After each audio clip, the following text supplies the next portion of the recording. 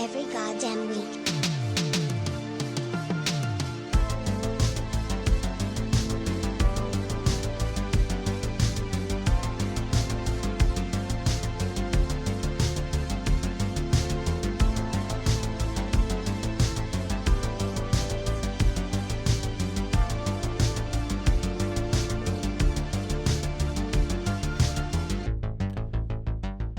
Welcome to Every Goddamn Week, Spooky Edition. I'm Chris LaRose. This is Maegan O'Neill, my girlfriend. She lives right here in my home. On this chair. Mm-hmm. That's where I live. In front of this curtain. No, that's all bullshit except for the part where she lives with me. So we're talking about Amityville horror. We are starting Halloween spirit like super early, I think, this year. I am. Yeah. I just want to watch. We've been watching tons of ghost shows, and we have spooky lighting in the video. If you're not watching, just like I don't know, just it's like fall is kind of creeping in right now, even though it's like almost September, just at the end of August. Like you'd think maybe it'd be a little more summer. I'm like, I'm over it. I had summer. I did it. There's Halloween candy in the grocery store. It's Yeah. fall. I saw a cashier at the grocery store wearing jack-o'-lantern earrings. So Halloween is upon us. Yeah. Every August 30th, I like to celebrate mini Halloween by doing a podcast about a horror movie. Now, what do you think of Amityville Horror right off the bat? Are you excited to talk about it? Are you scared to talk about it? I think it was scarier midway through than it was how it ended. All right. We won't spoil that yet. Yeah. Speaking of which, we got to do a segment called Spoiler-Free Mini Reviews. So we finished Breaking Bad. Yeah, we did. Can't spoil it, but were you satisfied with how everything went? I was. Nice. Yeah. We'll leave it at that, I guess, unless you want to say anything specific, but not too specific. Because I love it. It's only like the second or third time I've watched the whole thing. Only. You know, it wasn't like a sugar-coated ending, which it very well could have been. Yeah. It could have been... Again, we don't want to spoil. No, I'm just saying, like, I think it was appropriate for the show. All the right. show was a little more intense. Okay. Yeah, I really don't want to give anything away. The challenge is not to spoil. It's not easy. Yeah, I know you understand, but what was the name of that ghost show we've been watching on BuzzFeed, YouTube, whatever? Yeah, it's one of the BuzzFeed shows. It's maybe the only one I've ever watched, actually. Yeah. I'm like, oh, BuzzFeed has good stuff. It's called Unsolved. Yeah. And there's two hosts that are like the main guys. Sometimes they swap in other people, and Ryan it's like Bagheera and I can't remember the other guy. Don't know. Shane something. I don't know. They were on one of the Try Guys podcasts. So that's how I first heard about them. But they just came up on my feed for YouTube, and we started watching them one night. We were gonna watch the Amityville Horror that night for this podcast, and then we didn't. We just watched like a million of these episodes where they like go into haunted houses and do the whole ghost hunter thing. That show, like, depending on the episode, can really freak you out. Yeah. When we were watching this movie, like, you were more freaked out at the beginning, and I'm like, this is just kind of set up. Like, what are you freaked out about? No, but it was because you were spooked from the show. I think I was spooked from the show, but also sometimes with these older movies that don't have, like, the same graphics and things like that, I think I get really scared because I don't know what to expect. And, I can hear myself better. Thank you, Chris. Yeah, just adjusted her mic. No, I felt this way about The Exorcist as well when I was a kid. Because I watched it when I was probably about 10 years old. And there's like an opening scene where like the mom's going up into the attic because her kids were saying they were hearing things up there, and she has a candle in her hand to see. But yeah, and then it goes out, and I screamed so hard at that moment. But the rest of the movie, I was laughing my butt off. That's weird. So I know. I remember laughing the first time I watched it. I was like very young for it too, and I don't know. I was watching with one of my friends that didn't take anything seriously, so we're both just giggling. Yeah, I had a similar experience. It's really good though. There's another spoiler-free. Well, there was one little spoiler in there. That's in the first like 5 minutes. No, whatever. You're pretty loose with the spoilers in the spoiler-free section here. You spoil everything. Oh my god! I can't do this anymore. No, I want to talk about the Amityville Horror, but we're gonna do it a little different from how I've done it in the past. Yeah. We're not gonna slog through every fucking moment of the film. I've done that enough times. I might do it again with another movie, but I don't know. I wanted to just experience the film and then talk about it. Yeah. So we watched it like 2 nights ago, and now let's talk about it. Yeah, I think we're gonna just have a conversation. Let's do it. Oh, I have to talk about my wine that I got today. It's the good kind, $8. It's called Invisible Malbec, and it tastes like plums with a nuance of chocolate. Oh, and blackberry. So how is it? Good for $8. Really good. Nice. You see that? Anyway, that was my plug for the wine that I randomly picked on the way home from work today. On to Amityville Horror. So, right off the bat, does this movie remind you of any other movies? Oh, Chris. Other horror movies? Oh boy, here we go. There's many similarities between this and The Shining, I think. There is. It's undeniable. Did you find out which one came first? Well, this one came out a year. It was actually less than a year, but it was like this one came out in June, and then of 1979, and The Shining came out in like May or something. It was like close to a year. And I don't know. This was a book before it was a movie as well. Not sure how many of these like details. And the murder that it was based on happened in 1974. Right. And the book was written in 1977 before The Shining was written later that year. So now you know all that. So now this is the original Shining.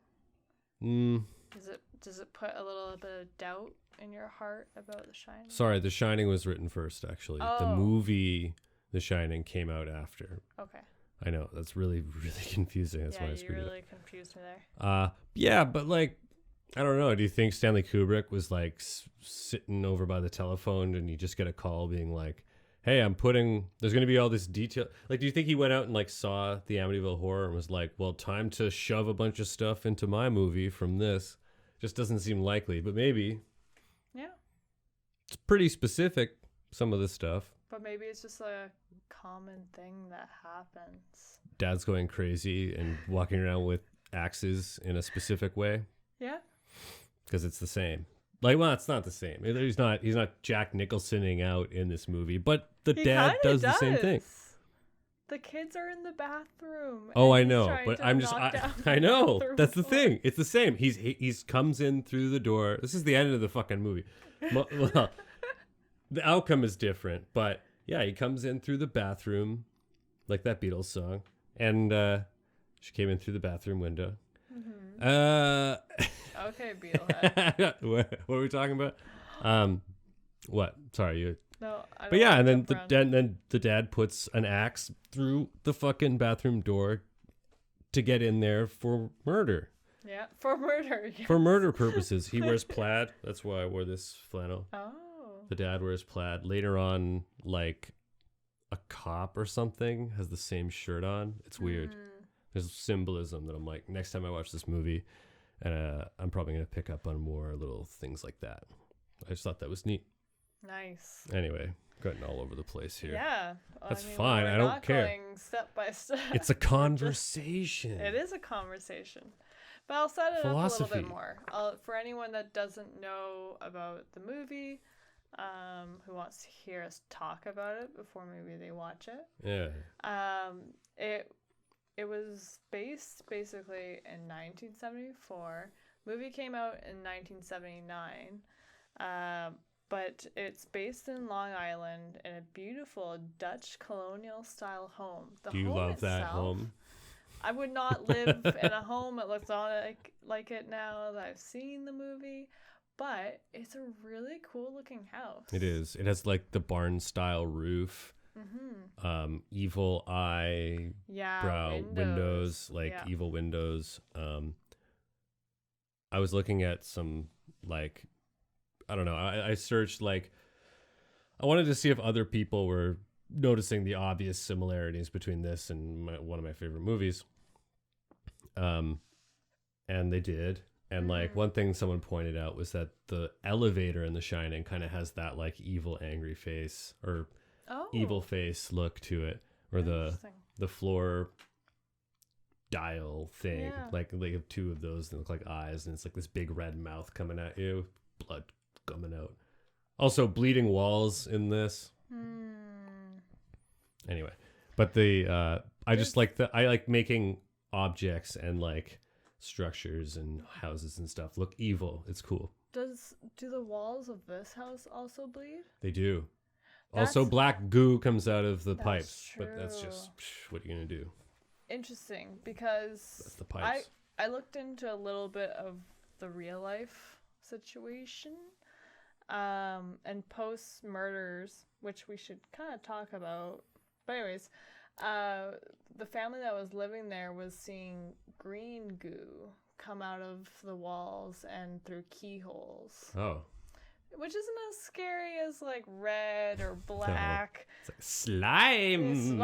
Oh, Slimer was here. That's so cool. I like that. That makes me want to like, I don't know. That makes me want to party and drink weird drinks.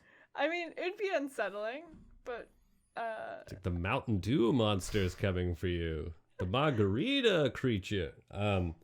But yeah, just to quickly rewind, the originally story was based on a murder that happened in that house. So, essentially, a family of, I think it was like 7 people. The Lutz family? No, that was the family that moved in after. Oh, I see. This was, the Dougal Bubble family. DeFeo, because the murderer was named Ronald DeFeo Jr. Okay. He was a 23-year-old, and he was one of the sons. The murderer? Is that what you said? The murderer. Okay, so one of the sons killed someone previously. So he killed his 4 siblings and his 2 parents that were asleep. So like, just like in the movie, I didn't realize it was a son. Yeah. Okay. Because like, I don't even remember who it was. I just remember like, it's really cool. There'll be the editing's neat where like they'll be getting a tour of the house. The parents, Mr. and Mrs. whatever, Mr. and Mrs. 70s looking people. I love their style. Yeah, it's great. The big hair of the guy and then the, I don't know, girlish. Liked her hair. Yeah. She had pigtails and stuff. I didn't like that one. No? I thought that was cute. I mean, she's obviously adorable. Yep.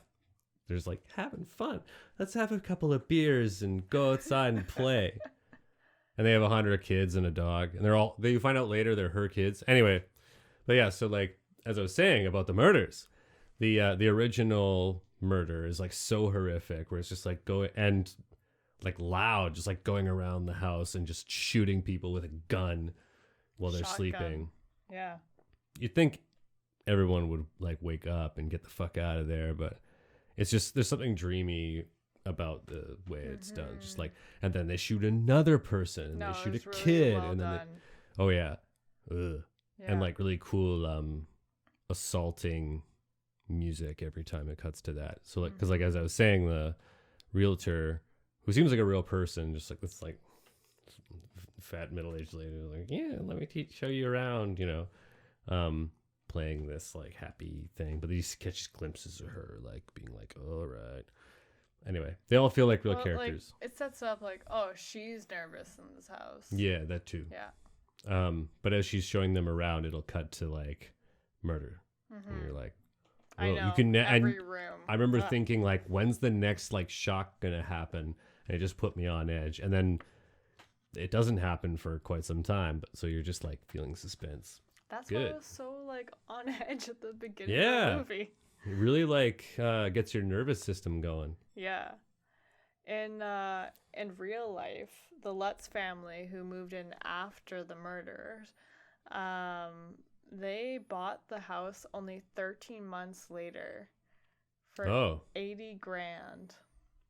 It was significantly below market. Yeah, I remember in the movie that was the thing. Like, they kind of debate it. Like, look, my whatever business isn't doing that great, and you have 1,000 children. You've spawned so many times. 3 children. Is it really only 3? I thought it was 4 or 5. They're not very like remarkable, but there's 2 boys there's and a no girl. Danny Torrances among these children. One's called Daniel. That's right. And one's called Christopher. That's true, which is my name. There you go.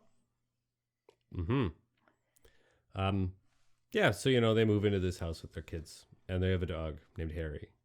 Oh, I forgot about the dog. Yeah. What? Yeah, he's like They didn't a mention cute the black dog lab in real life or something. version. He's a frisbee. He's so cute. Oh yeah, you're all about the facts here. I love facts. But can I keep telling you a little bit about the original story? Here, I'll have some invisible. Oh. It's got a bull on it. You see, things that you can't see. it pairs well with let's see, lean red meats. We had some of that earlier. Went to the lean red meat store and got some of that. Funky cheeses and earthy shrooms. That's what it says on here. Wow. Good thing I ate those shrooms. I forgot to pour it in on the microphone. Oh god. Well, you can hear it. Yeah, but when it's like right on the mic, it just sounds cool sometimes. So the original family that moved into that house. Go on. After the murders, they only lasted 28 days. Whoa, like that movie. Yeah, and that's because, like I said, they were seeing green slime oozing from the walls. Do you think our ghost hunter friends would make it? Oh, they should go there. We should see if they have an episode there. At the Amityville murder house? That'd be sick. But maybe like the people, like the estate, maybe they're not. Like, you know what? Well, these people, they moved to another state, right? Yeah, so it's actually been 4 different families that have lived in that house since the murders. Wait, did they all have like... I don't know. Incidents? They didn't tell me this in the facts. All right. But the most recent time it was sold apparently was in 2017. Again, sold below market value, but the price of a small apartment in Vancouver at $605,000. Wow, bargain. It's like waterfront property. It's crazy. Yeah, it's awesome. Big ass roof. Yeah. Cool. No, it's all right. really There's nuts. all the real estate history of this spooky house. But I like the idea here of it's the same as the fucking Shining, where it's like the same. There's like a premonition where, okay, there was a murder and there's going to be another one. Why? Evil house. And the evil of the house is like spelled out for you in this film. Like a priest goes in there to bless the house. That's why he's there. And he is like rejected by the house. That's a real life thing. So not to the extent, like this priest in the movie was like, hey, what? Experienced illness after being in the house. Like he was like physically unwell, whereas this priest apparently just heard "get out" when he was blessing the home, and he told the family to specifically stay out one of the rooms. Yeah, he's like, I'm getting out of here and never coming back, but you just that one room. That one's bad. Wow. Yeah. But he didn't get covered in flies like in the movie. Yeah, that was awesome. I was like, this is just like 70s movie. This is great. Just like, oh, the evil flies. How did they do that? Were those real Reminds flies? me of Jodorowsky.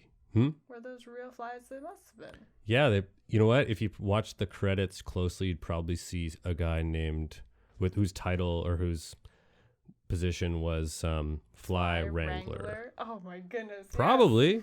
Yes. Yeah.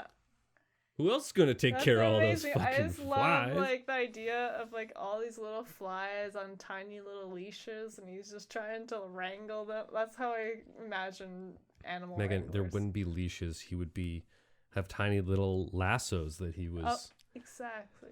Like a rodeo, but with flies. Yeah. Let's be realistic. They're That's what we're looking tangled.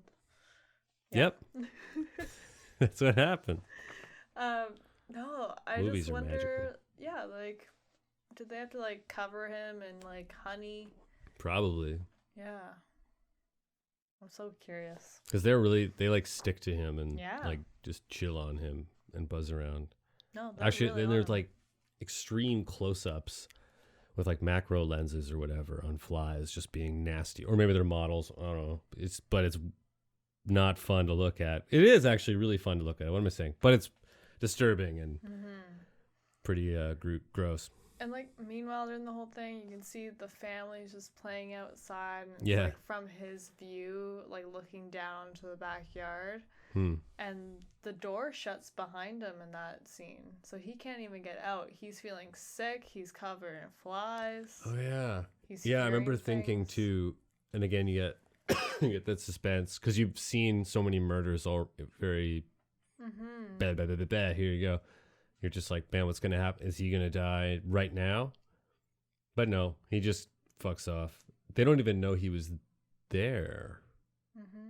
Yeah. Because the wife... mom calls the church and she's like, "Where the fuck is that priest?" No, she's like, "Hey, I thought the priest was gonna come over and bless the house, so ha ha ha ha." And like a nun or whatever is like, but he did. Like it was like the underling priest guy. That's right, with the long hair, longish hair. Weirdest looking guy. He looks like a priest that we know a little bit, I thought, but I don't know without all the style. He looks kind of like a long-haired dork. Okay. Not that long hair is dorky. He's just a dork. But he's like, but didn't the old priest go to your house already? And she's like, no. So there's some confusion and lots of acting and looking around like, what the fuck?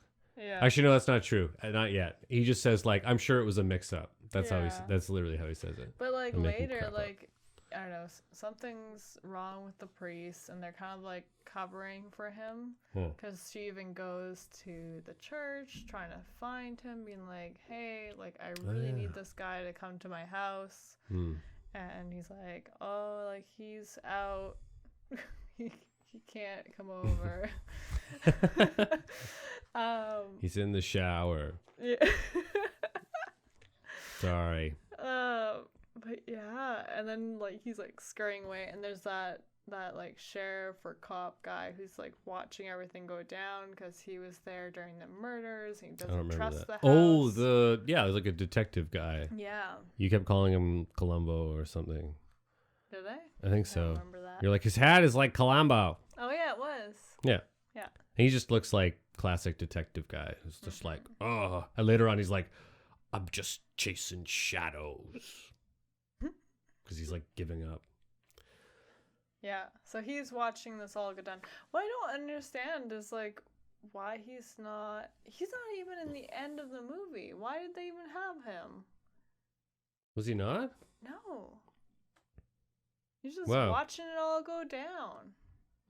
He I don't know. could have totally like come in and helped and saved things at the end. It's weird. A few things remind me of The Exorcist in this movie, and he's one of them. There's like a detective guy in that one who's more like warm and has a connection with the mom, where he's like, I don't know, he like talks to her and he's very personal with her, and he's like, she's an actress in the movie, and he's like, I'm actually a fan. Do you think I could get an autograph? And like, like I don't know, and he's there watching over everything and pulling information out of characters that you need to find. This guy, I don't know. Do you remember anything? Nothing. He did nothing. He didn't even like play a role of like warning the family. Like I thought somebody would play that role, being like, "Hey guys," like if they heard like one story from the family, maybe they'd be like, maybe you shouldn't live there. I think that's the point, though, is that this guy's like a guy that knows how to get information, and here he's just like, I don't know. I don't understand this shit because it's too horrific. No, he's just it's watching supernatural. The family, like turn lights off and on. Sorry, in the house. That's all he's doing. And stalking the mom. He's more of a stalker than anything. I guess I don't remember him that much. I'm like, does he do that? Okay. Whatever. The house is haunted, and I feel like we need to I just realized how useless he was, and so I'm sorry. Yeah. Well, forget him. Yeah. I'm trying to remember the hauntings now. So, because the first people to notice are the clergy people, because like a nun comes by. That's her sister. Right. Who is a sister. Yeah. And she's like, yeah. So she has every reason to be there and to be happy to be there, and she just like fucks off. I think that was a good addition to the movie, because if they just kept on sending more people from the church in there, that wouldn't really make sense. But because she was the sister, I was like, oh, that's why the nun's there. Well, and like there's a psychological process these people are going through. Like there's a plausible deniability where it's like, I guess it was just a mix-up. And it's like, no, my nun sister shows up and says, I'm having none of this. I'm getting the fuck out. She looks genuinely freaked the fuck out, like she has to get out of there right now. She does. And like, and why else would she do that? And what did she say? She says something like, I can't remember when she's leaving. She's just like, I hope you guys are okay or something. Like, bless you guys, or I don't know. It's weird because she is like saving herself. It's oddly selfish. And later they meet somewhere outside of the house. I think that's when she said, I hope you're okay. Oh yeah. And she's just like, I've been worrying. She's clearly been worrying about them. So yeah, that adds to like the gravity of everything, because it's cool to watch, like, especially like the mom is very oblivious. It's like, it's a little like Shelley Duvall, who's just kind of like, oh, okay, yeah, everything's fine. Oh, all right. No. But this one seems a little, I don't know. I guess they both have that thing where it's like, you're watching them figure it out, and you're watching them deny it, and you're watching them slowly face the fact that there's spooky stuff going on. But like, you see the stepdad deteriorating very quickly in the beginning of the movie. Like, he's like, but it's up and down anymore. He's not what? He's not eating? No, he's not sleeping. Oh, not sleeping. At one point too, he's not eating.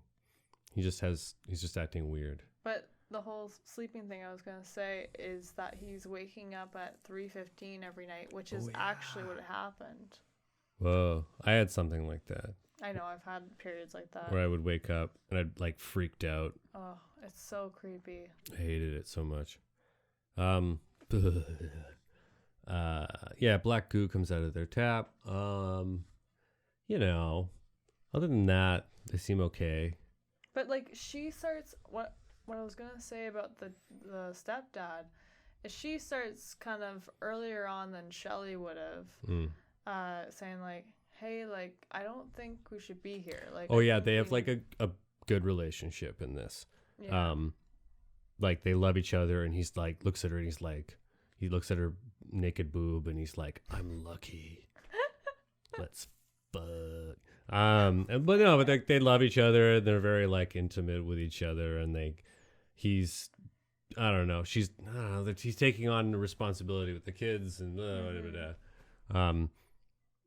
yeah, so you kind of care about them instead of just watching this shit happen to, I don't know, you just care about them more a little bit, or like but also like there's more security. So like, obviously there's a different outcome here than The Shining. Guy doesn't freeze to death. He doesn't die. He lives. He gets his family out of there. So there's like a happy ending in this one, because like It's a love story about a happy family. The ending was so frustrating. Yeah. It kind of ruined the movie for me, I have to say. Yeah. Well, I don't know. I liked it because I was still in suspense, and then you get like a kind of a happy ending that spawned a bunch of sequels, right? So, yeah. What do you think should have happened? Because, okay, so again, we'll jump forward. They're gonna get the fuck out of the house. Stepdad has come to his sentences. Comes to his senses. He's gonna put everybody in his work van. They're all gonna fuck off. What? I need to rewind. No, he can't jump around that much. No. This is just before he comes to his senses. Okay. He's like fucking trying to kill the kids. Yes. Okay. Like, how do you... But there's no moment to really solidify him coming to his senses. He just sees his wife and goes like, oh, yeah, I shouldn't be trying to kill the kids. Yeah. No, it messes with you constantly, this movie. I thought in that way. He was like just tricking them. Or like, it just seemed too easy. It was like, oh, that can't be it. And like, I think personally, I think he should have died in the black goo. Okay, so I want to keep trying to... We're not there yet. We have to explain what we're talking about. So why I jump forward is just to explain. Okay, so he is getting everybody out of there. Let me explain. No, let's go backwards again. No. So they're all in the van, and then one of the kids goes like, Harry, you have to go back for Harry. Harry's the dog. Right. He goes back for the dog. And then he's like, I got you, Harry. I'm going to carry you out of here. And he falls like through the stairs or whatever, falls to the floor and falls in black goo and just goes bloop and disappears. And I really thought it was going to be, that was it. Like, oh, they almost got away. And then he went back for the dog and he died.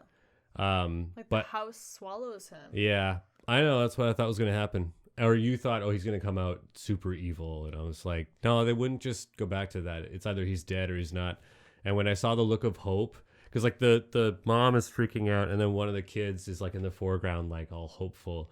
And then I'm like, I think it's not going to be like the awkward realization that the dad's not coming back and they just get out of there. They're not going to end the movie that way. It's not clean enough.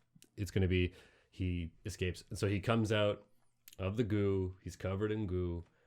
Gets the dog out of there. They all drive away. I think it should have been he falls in goo. Dog magically escapes, starts running towards the van, and that's the family signal, like, oh fuck, we gotta go, because the house got stepdad, the dog is coming to the van on its own. Yeah. I think that would have been a better ending. Why? Because then the dog's safe. That's pretty flimsy though. I get it, but like, no. What if he decapitates the dog and throws the dog through the window and lands in the kid's lap, and the kids all scream, and then the mom drives away? So that would be a cleaner ending.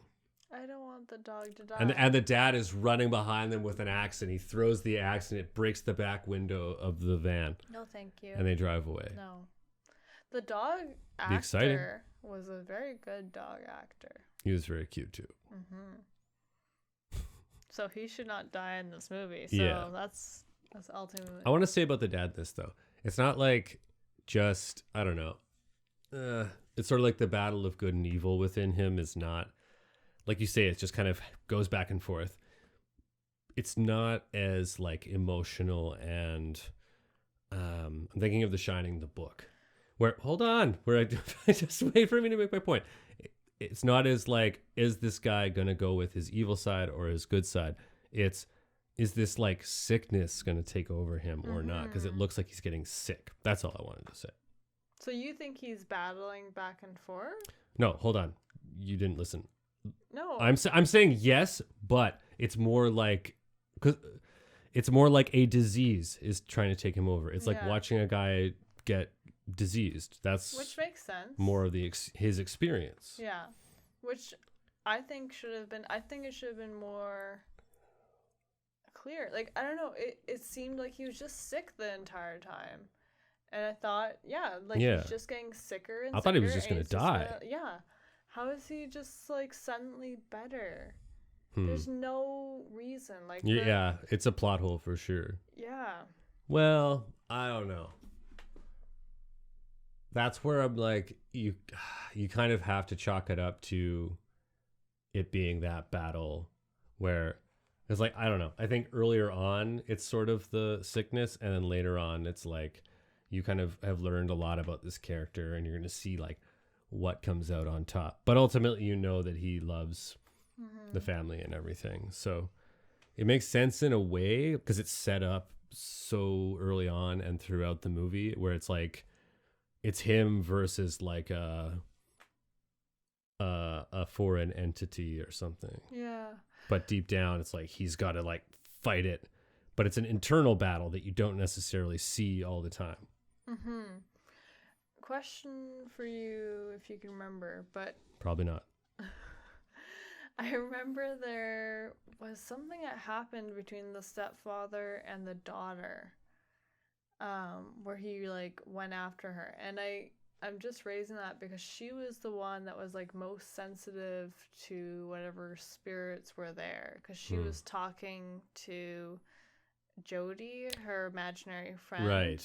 Oh who's my like God. in the rocking chair, like The rocking it. chair was creepy. And like after watching that Ghost Hunter show Unsolved, I now know that demons will disguise themselves as children. And We so were I'm just like, watching the Sally episode where yes, it's like, I was so it's like scared. Sally told me to do it.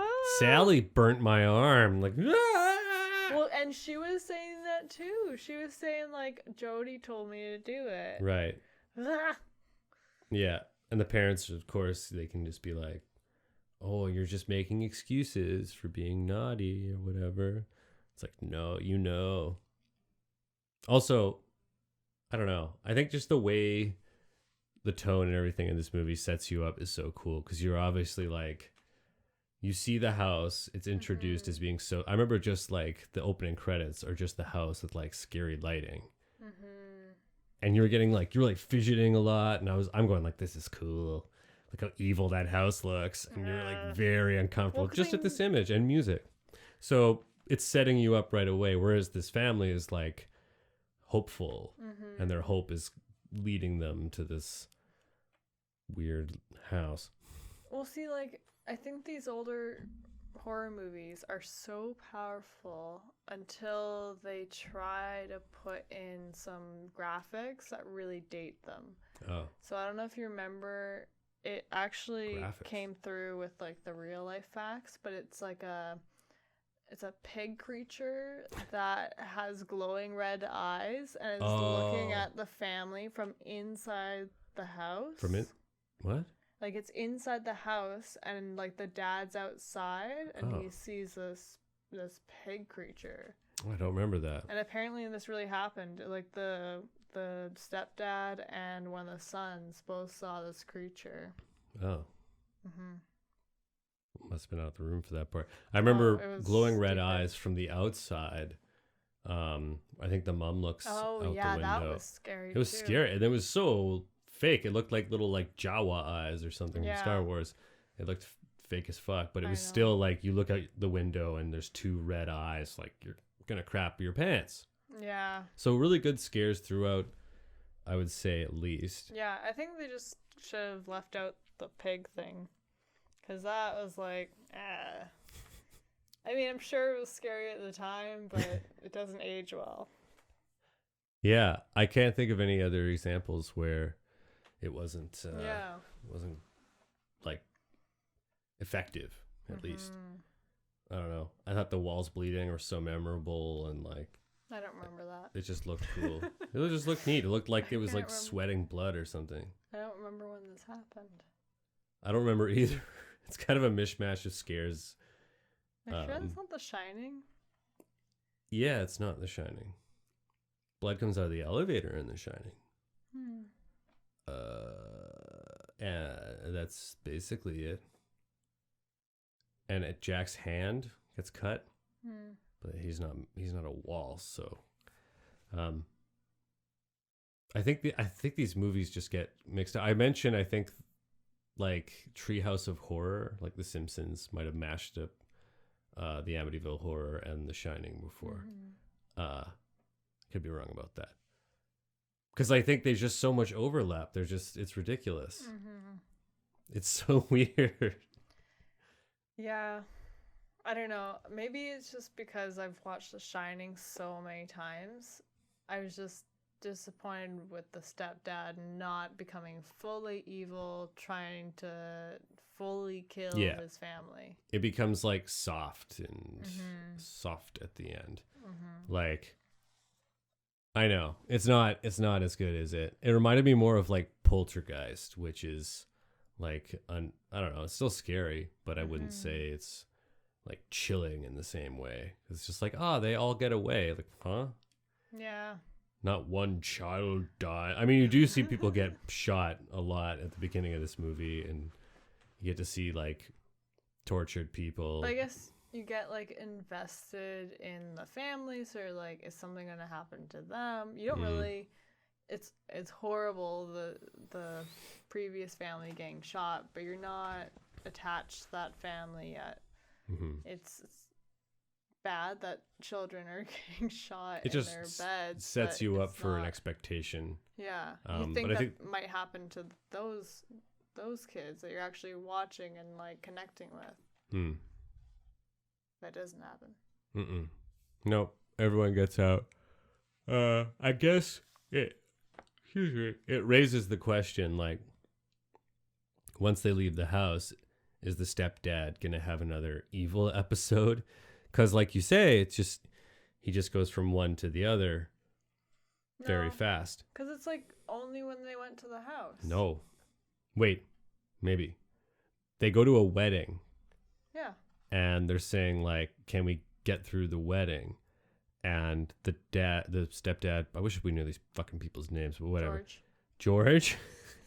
It is George. It's really? George and Kathy. George. Awesome. So George, he looks like sick, and he's wearing a tuxedo, and he's just like, ugh.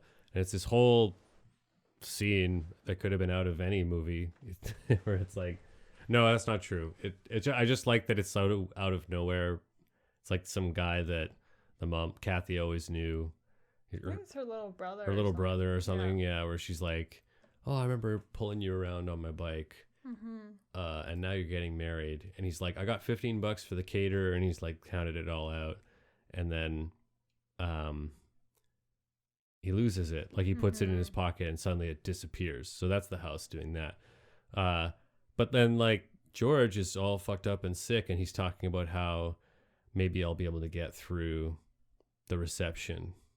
I just got to do that. And he's being cool, too, and offering to pay the caterer. His check ends up bouncing.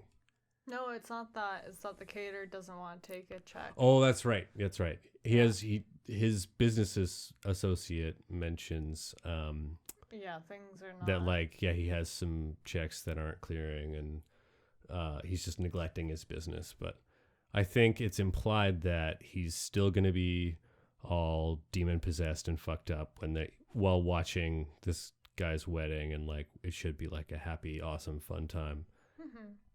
But he's all dead inside, and he has to go into a church, which I'm assuming, which they don't show that. They don't. It leaves it up to the imagination. That would have been a good scene. A lot of imagination. I know. How hard is it? Anyway. You're right. It wasn't. I would say that's kind of more like a plot hole. What?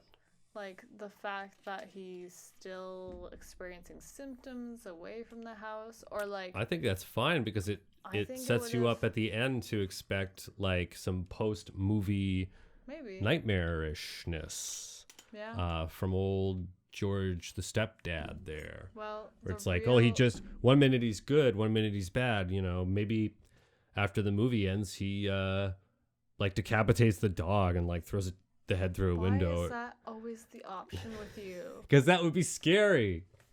Yeah, and I don't trust you with Momo.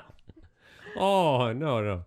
I don't want to see that, but I'd be horrified if it happened to me. I was actually scared they were going to kill the dog in this movie. I didn't want it to happen. I was like, come on, that's like a cheap trick, you know? But yeah, they should never kill they the didn't pet. anyway. What's that? Never kill the pet. No, it's just like lazy Mm-hmm.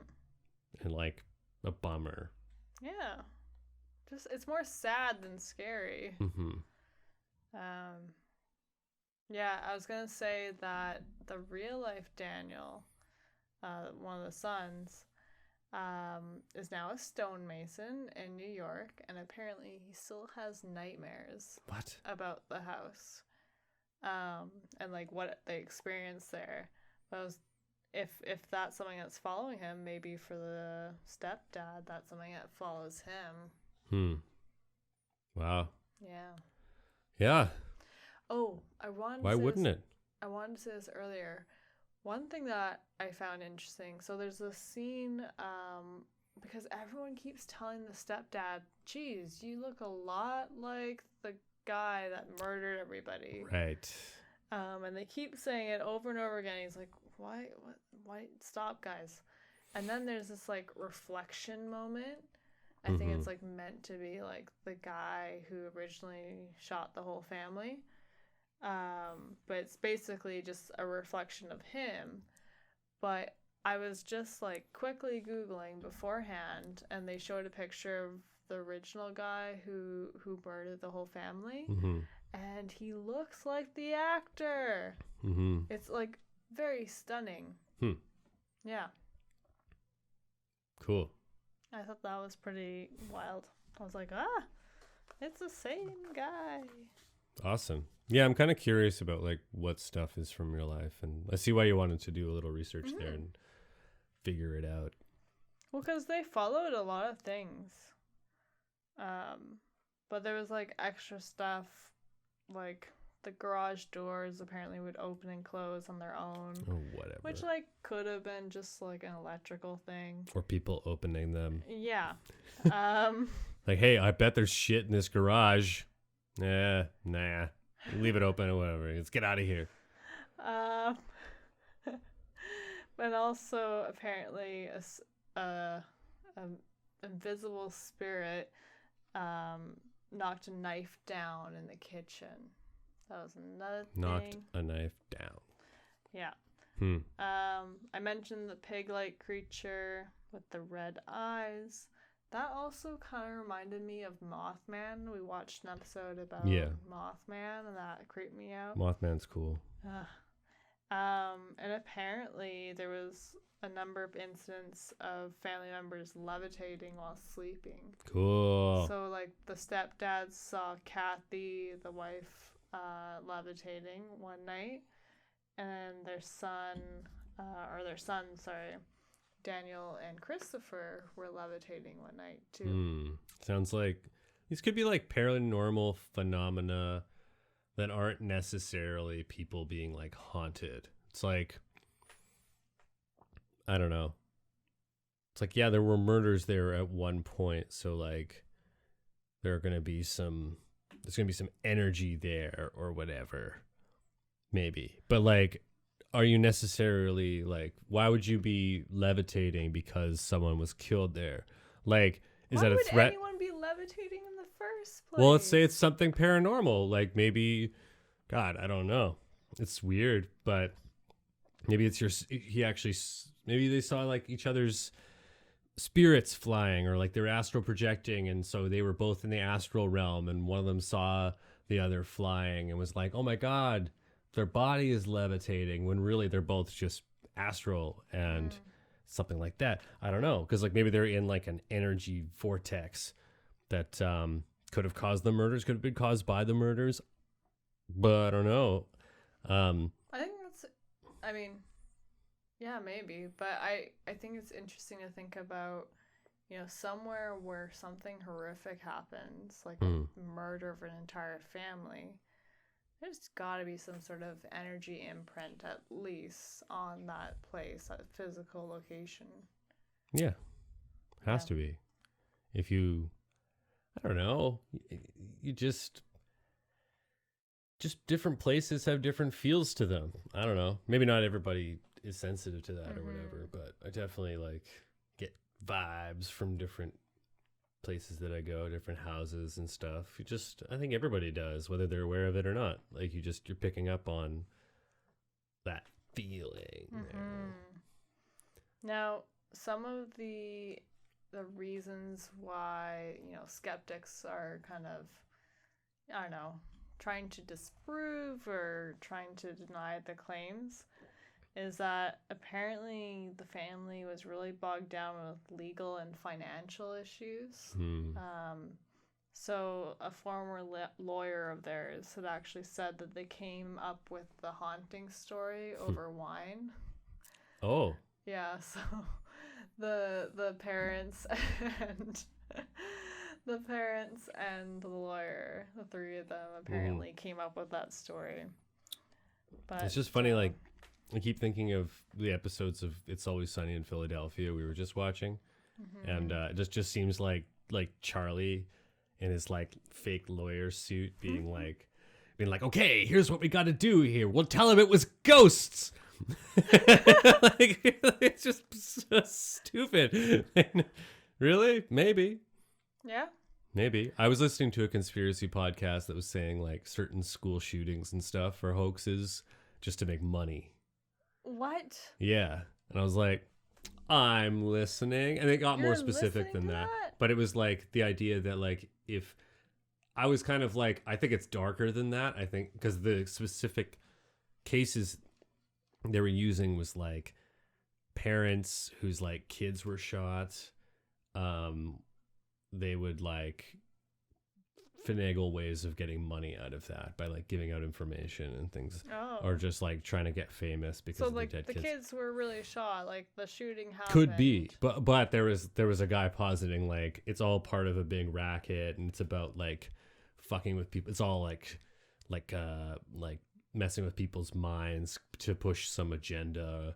There's people with all kinds of theories about why, some people think 9/11 was like alien weaponry being used. Good metal band. It's a real band. Look them up. Alien weaponry being used on. Conspiracy theory hour. We're talking about ghosts. I know. It's going to get a little bit. Energy imprints and all that stuff. Hey. But gets a little bit Ghostbusters. Ghostbusters. You watched Beetlejuice for the first time recently. Yeah. When I called you Beetleman, that's why I was pointing at you earlier and like motioning at you. Beetleman? I know, because you're talking about the Beatles, and then that reminded me of Beetlejuice. Gotcha. Yeah. I had a dream about Beatles because I've been working in this spooky basement recently, pulling walls off and stuff, and I had a dream that they were like big, like dung beetles or something. Like, what, I don't know, those, or what are those big beetles with like the horns and stuff? I feel like those are dung there are a bunch beetles. of those coming out of the walls, and I was like, wow, a beetle infestation. Anyway, it's Beatlemania. So much cooler than finding rats or something. Oh, yeah. Which I've also found. Gross. But apparently the family that I was mentioning earlier, the real life family who moved in there after, they actually took a lie detector and they passed their lie detector. Although lie detectors are, they're not.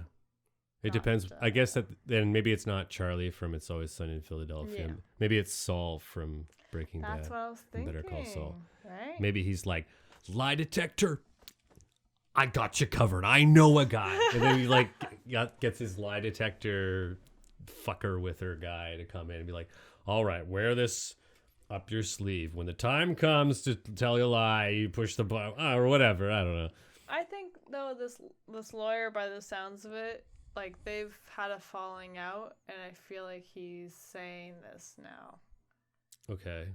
Maybe they did come up with a story. Who knows? But maybe it came real.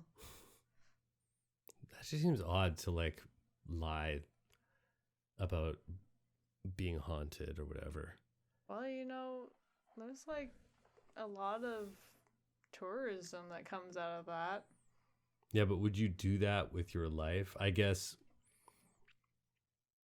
But if you want to, like, if you had a lot of debt and stuff, book deals or whatever. That's a weird ambition, though, to like. If you're really like You're in desperate. financial ruin, Yeah.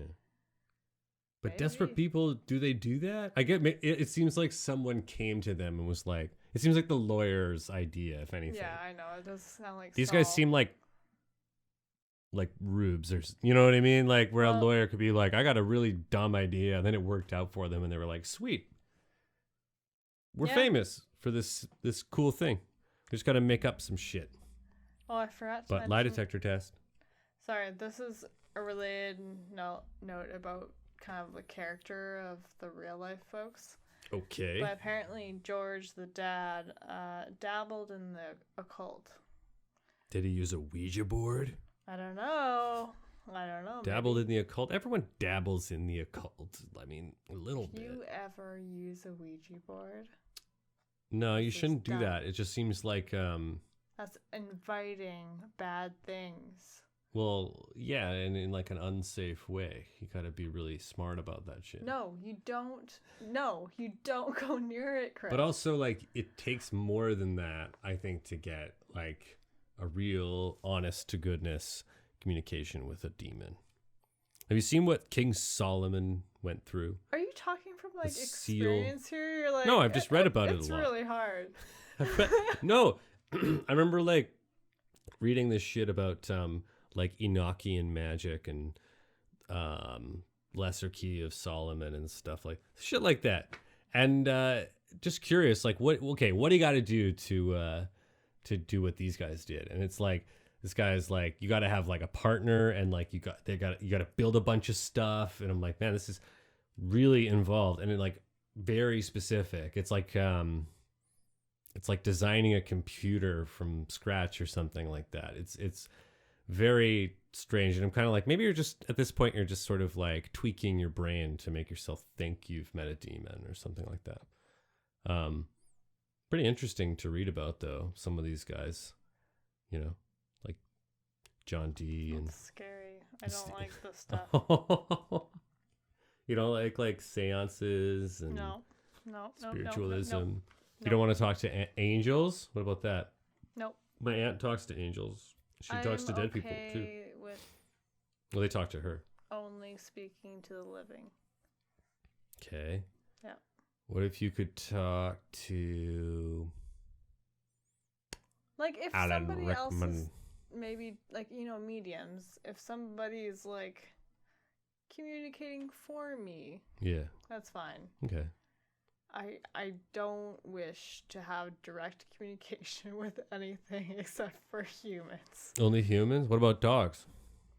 I don't want to really know what Momo thinks about me. What? What if you could like we hold hands in a circle and go like and then like dog spirits would show up and be like but you could understand everything that they were saying. I feel like Momo would have so many complaints. She'd be like, What? You're not She's a happy playing dog. with me enough. You're not. I'm like, but I don't think Momo would even understand. Hey, Momo, I've got to work. No, but dogs are such loving beings that I think it would just be like, I love you, I love you, I love. They're dogs. To you, but Momo's got sass with me. She does, but that doesn't mean she doesn't love you as well. She loves getting food from me. That's our dynamic. That's so cynical. Are you serious? The dog loves you. You can Let's physically see. Bring her in here right now. Give you doggy She kisses. like greets you as if she hasn't seen you in 10 years every time you leave the house. Me, it's like, oh, you're back. You've been working from home. She's just. I know, but it's insulting. I'm Take it so excited. personally. I'm excited to see her. Oh. Yeah. I don't know. Anyway, this has been Dog Talk. It's another segment on the Yeah. Bad Do you Gag. get much of the dog before that final scene in the movie? You see him as one of like- the kids, basically. Yeah. He's like running around with the kids, playing with the frisbee. I don't know if there's any other scenes where he does has scratch at that spot in the basement Yes. where the dad eventually falls in. So that's right. It's that one random creepy like spot where the floor meets the ceiling. Yeah, just like a creepy little nothing spot. But so the business associate of George, the stepdad, whatever, husband, he comes by with his wife, and he's all excited, like, oh, the new house, and let's go see them, and he's like, let's get out of the car now, and she's like, no, I'm not doing that, and she's not like a religious person or anything. She's like looks like just like a bubbly whatever. Well, she is, like, she does get out of the car at first, and she just, like, stops dead in her That's right, tracks. and she just goes back in the car. Yeah. She's like, no way. Yeah. And she says, like, I'm very, I have a sensitivity to certain things, and this place sucks. We cannot go in this house. I've got to get out of here. Let's go. Just anywhere but here. Yep. Blech. And he's like, I'm going to go in there. And she's like, fine, I'm not. And so he goes in and says hi and oh my gosh. blah, blah, blah. And George is like chopping wood at that point. Oh, he does a lot of wood chopping. Yeah. So the axe actually like makes more sense in this movie than The Yeah. Shining. In The Shining, it's like, well, it's a piece of the hotel. It's like a fire axe. Fire axe. I don't know. It's great. That's super awesome in its own right. Here, it just makes like a certain consistent, like, there's a continuity where he's just chopping and chopping and chopping. His wife's like, there is no reason for you to chop any more wood. We have more wood than we could possibly burn. Please stop chopping wood right now. We're fine. Practicing. And he's like, I just like chopping. He gets very like caveman, where at first his hair is like a country, you know, music star. And then slowly he just turns into like a Neanderthal. Yeah. Scary.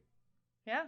He looks good in the first little bit. He's got a nice, like, volume to his hair. Mm-hmm. You see him when he's, like, making love to his woman, and you're like, and, like, he's all, you know, walking around with his shirt off, like, sexy 70s guy. And then later on, it's like, man, he's actually, like, muscular, and he might be able to, like, kill people with serious efficiency, especially considering all the wood chopping. It's set up. Thinking about him? When you saw him walk around without his shirt on, that's what you were thinking? No, I was like, yum, look at those pecs. No, but like, it was like a little like something for the ladies, like walking around like a sexy dude.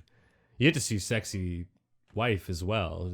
She's full on like stretching in her underwear, and it's like, all right, but then he's doing the like cool walking around with his shirt off, and I'm like, I know what you're doing here. It's a little something for everybody. All right. I don't remember these things. You weren't looking at him like, ooh. I was probably too scared at that point. It was early on in the movie. At one point, you sat on my lap and were like burying your face in my shoulder, like, like you were scared shitless. I was super scared. Mm-hmm. All that other show just like primed me just to be very scared for that. I enjoyed it more as a result as well. So what are we leaving out here? So the thing with the business partner or whatever, it escalates to the point where they have like a classic manly interaction, a manly difference of opinion or whatever, where the guy's like, look, George, you're fucking up here a little bit, and it's my duty to tell you, like, you need to be on your shit and, you know, take care of your finances, and, you know, you got this wife and like 100 kids, and like, you know, you've taken all this on, and like now this house and this debt and like, I'm here to slap some sense into you. And then George is like, well, what if I punch you in the fucking face? And he punches him. I forgot about that. Yeah. Oh, man. Knocks him on his ass. Well, they fight, basically. Mm-hmm. And then they're like, all right, we got it out of our systems. So let's go have a beer. It's like, yeah. Oh, my God. The best. It's how men should handle their and the barman differences. tells him. Like, well, because they're ultimately friends, though. That's what you learn there. Because if they hated each other, it'd be like, punch me in the face, fuck you. I get out of my life. Sorry, I bothered you. You know. But with these guys, it's like, all right, we good now. Let's go. You know, And I was just saying, drink beer and watch football or whatever. the barman tells him there that he looks like the That's true. murderer. Yeah. So he's telling him like, you're this guy. Yeah. You're evil. Okay. But that was definitely a moment of like wavering goodness, because. Oh yeah. Yeah. And the friend is just like, wow, he's punching me in the face. Like that's, something must be up with him. And it is. Yeah. I see what you mean, where it's like, I'm like trying to kind of draw like a nice arc for him. Yeah. And it's like, yeah, okay, you're slowly understanding that he's nuts and he does more and more crazy things. And he's tortured and all that, and then he just saves everybody under the sun. It's like, okay. It doesn't like why maybe because he's a moral person, like, because that's more powerful than the evil that's trying to infect him. Too cheesy for you, fine, but that is what is going on there. I think they just like set it up so well in the sense that like he's the stepdad. You don't see him really connecting with the kids. Like it kind of creates this image of like, well, he's kind of new to the family. The mom is like super protective of her kids. Kind of sets it up to be a Shelley Duvall thing, like where Shelley was the hero ultimately. The mom should have been the hero in this, especially because she was saying to her husband like, hey, like shit's not good, like we should get out of here, like way before anything had happened. Yeah. So I don't understand why it wasn't the wife that saved everybody versus him. I don't know. It's a different type of story where it's like it's a more, it's just a happy ending. Maybe it's forced. I don't know. It's hard because the rules of this are, you're dealing with ghosts. So like the rules are so shaky. You can kind of decide what you want to happen. I don't know. But I think like with a happy ending, it's satisfying if you're overcoming great odds. So yes, like there's a lot to establish that these people are doomed, and there's been this escalating tension, and this guy's been going slowly off the deep end and losing grip on his sanity and becoming murderous and all that. So, yeah, of course, you figure it's going to end in a bloodbath. But instead, he saves the dog and saves the day. I don't know. Maybe we have to go back and there's something. Maybe it seems like there's a missing plot point, yes, but if you're going to justify it, I would say it's a character thing where this guy's just so full of love for his new family. Yeah. I think if maybe that was more complicated, then maybe it would feel like more satisfying, and like he had a genuine internal battle going on. This is what I'm trying to figure out. Yeah. It's like well, that's what I was trying to remember. Instead of him being pure good and there being pure evil foisted upon him. I was trying to remember what happened between him and the daughter, because I feel like something happened, but I think that might have just been like right before he decided to try to hack them apart with an axe. Like she did something wrong, and that's what set him off. But I think they could have built on that, especially since she was talking to Jody. Yeah. Do we ever see Jody? No. I'm okay with that. Because it's like Tony in The Shining. Maybe. You're just primed to be fine with it. I didn't even draw that. Yeah, it's more mysterious. I don't know. I think this movie like packs enough into it that like maybe the ending isn't all that important. That was ultimately what I took away. I was like, the ending just keeps it going, and it doesn't make you go like, oh, that was such a brutal ending or whatever. Because that would, if the guy had fallen into goop and the dog had run away or whatever, some brutal ending, decapitated dog, I don't know. No. Then I don't know, you'd just be thinking about that ending and how sad it was or whatever. But instead, I think about all the crazy stuff that happened and all the feelings and all the character journeys and everything. And I don't think so much about some ending. I But guess. I don't know. I don't know. It feels natural in a way. Never feels like it never feels like it's trying to fuck with me really hard. It's just like fucked up stuff's happening. Yeah. I liked the day countdown. Now I'm just thinking about this with like the fact that the family only stayed there for 28 days in real life. And then it's like the final day. I think they only stayed there like 14 days in the movie. Huh. I think so. It wasn't much. It was like a rapid deterioration of old George, and everyone just losing their minds real quick. Although the kids are kind of fine, like throughout. Like they have scary experiences. I don't even know about that. There's like spooky stuff outside, but they're not scared of a lot of stuff, which is weird because like that creepy rocking chair and Jody and stuff like that. That's just the daughter. The two sons are just like skipping around, doing whatever. Like that's what I don't really understand. Yeah, why all these kids? I mean, it makes sense to like feel the pressure and stuff, like, and the journey of the family. It feels like a real big story where it's like, oh, here they are, they're hugging, they're happy they have the house, and then we're not so sure about the house, and then we're scared of the house.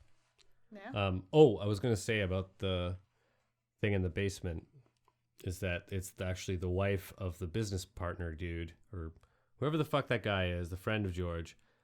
His wife that initially would go in the house was like, it's in the basement. There's something in the basement. And she leads them all there, basically.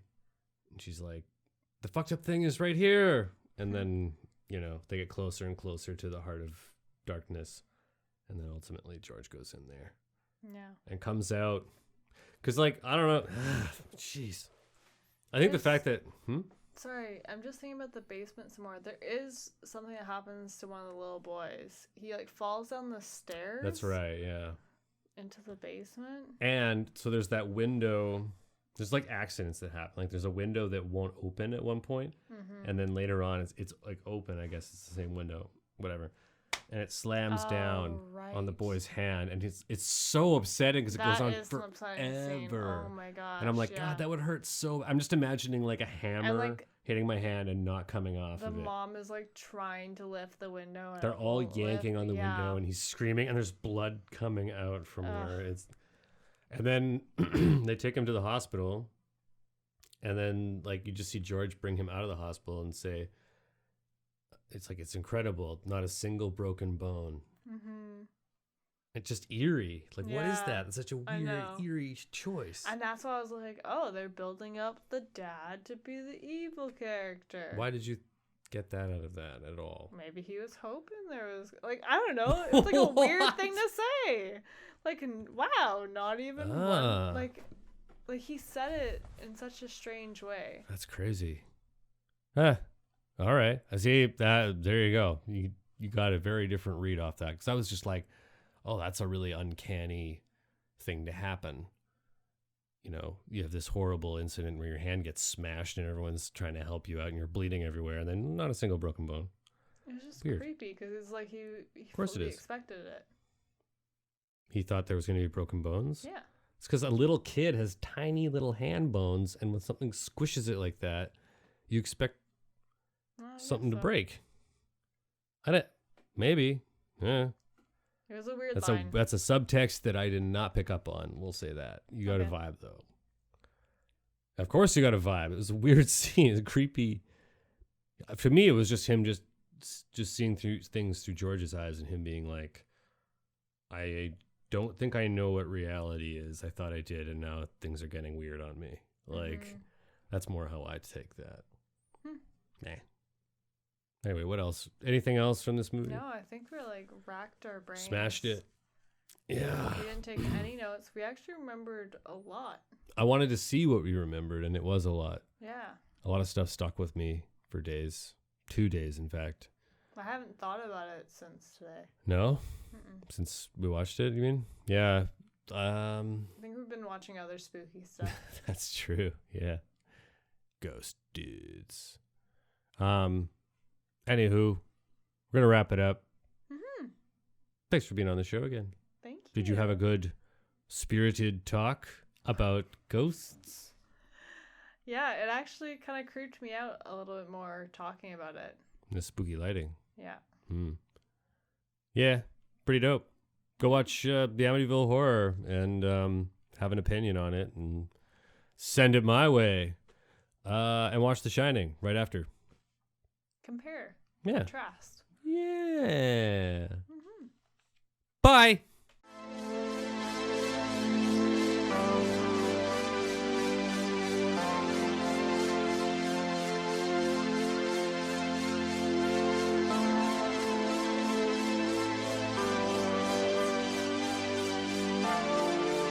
Every goddamn week.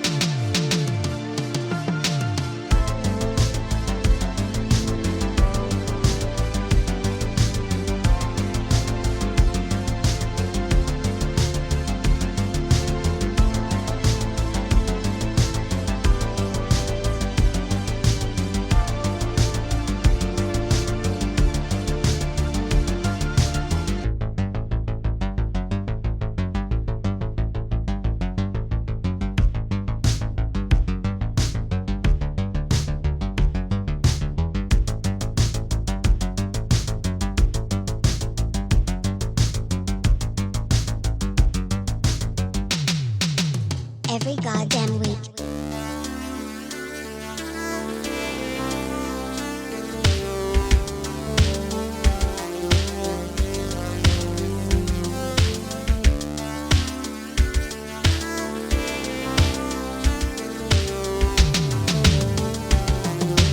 Every goddamn week.